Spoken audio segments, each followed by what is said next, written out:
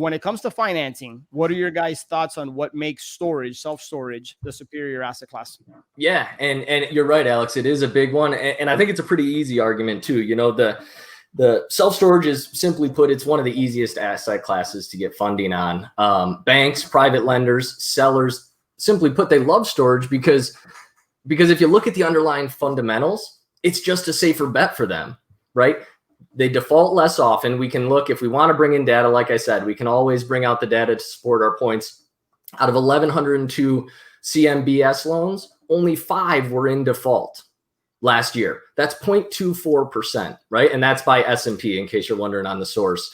As I mentioned earlier, homeowners are more likely to default on the roof over their head than we are as storage investors on our assets, right? And again, this is all because of the underlying fundamentals. Storage is non-habitational. As a result, and we'll talk more about this later in operations, but we're under the umbrella of lien laws, which are way more favorable than the eviction and foreclosure laws that my mobile home park friends here have to endure. And when I say endure, that's being kind of nice to those processes. With that comes lower income and expense ratios. So there's basically, what this comes down to is there's a larger margin for error in the self-storage industry. It's more forgiving than any other asset class.